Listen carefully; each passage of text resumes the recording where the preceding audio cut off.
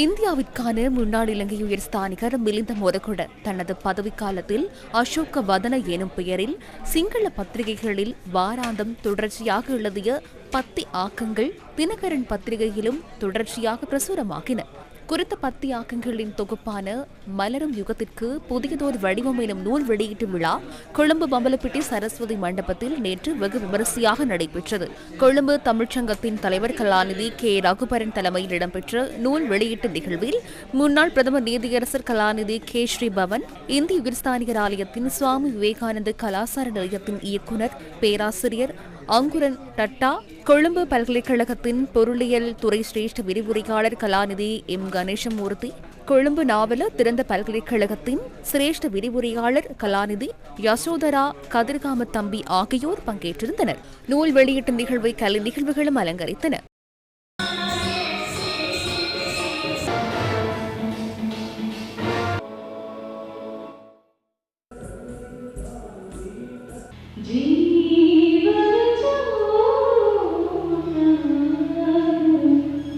மலரும் யுகத்திற்கு புதியதோர் வடிவம் நூலின் முதற் பிரதியை முன்னாள் பிரதமர் நீதியரசர் கலாநிதி கே ஸ்ரீபவன் பெற்றுக் கொண்டார். இரு நாடுகளுக்கும் இடையிலான இந்த உறவு புதிதல்ல. எமக்கு வரலாற்று ரீதியான கலை, கலாசாரம், சமூக ரீதியான வரலாறு உள்ளது. இது 2500 ஆண்டு கால பழமை வாய்ந்ததல்ல, அதற்கும் மேற்பட்ட காலம். சுமார் 7000 ஆண்டு காலம் பழமை வாய்ந்த ராமாயணம் காலம் தொட்டு எம்மிடையே தொடர்பு உள்ளது. அண்மையில் இலங்கைக்கு விஜயம் மேற்கொண்ட ஸ்ரீ ஸ்ரீ ரவிசங்கர் குருஜி சிறந்த கருத்தொன்றை முன்வைத்திருந்தார். இலங்கையின் பெயரை ராமாயணத்திலிருந்து அளித்தால் ராமாயணம் என்ற காவியம் இருக்காது என அவர் கூறியிருந்தார். இதுவோ ராமாயணம் சார்ந்த சிறந்த நகர்வு.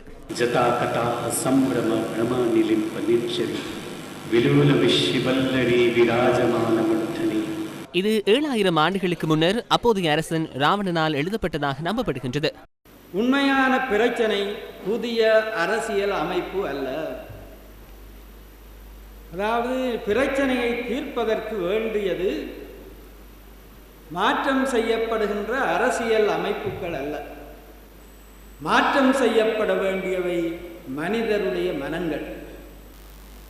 தவறான வஞ்சகமான மனப்பான்மை உள்ளவர்கள் தாம் நினைத்தவற்றை எந்த சந்தர்ப்பத்திலும் எந்த நேரத்திலும் செய்யக்கூடிய நிலைமைதான் இருக்கு.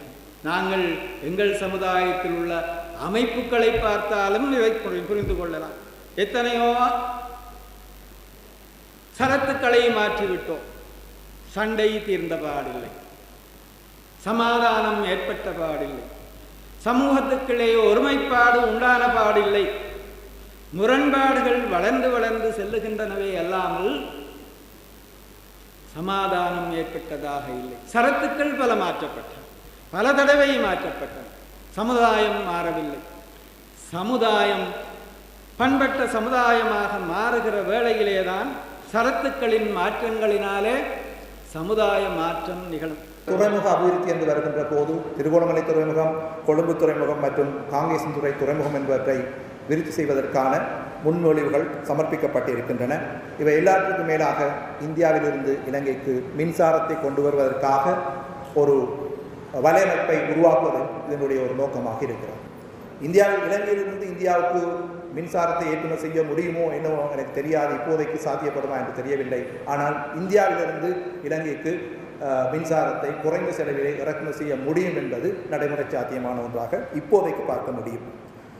எழுத்தாளருடைய அபிப்பிராயத்தின்படி அரசியலமைப்பு சீர்திருத்தங்களை விட மக்களின் பிரச்சனைகளுக்கு நாம் முக்கியத்துவம் வழங்க வேண்டும் என்று குறிப்பிடுகின்றார். அதாவது அரசியலமைப்பு திருத்தத்தால் மாத்திரம் எம்மால் அனைத்து பிரச்சனைகளையும் தீர்க்க முடியாது என்று அவர் வலியுறுத்துகின்றார்.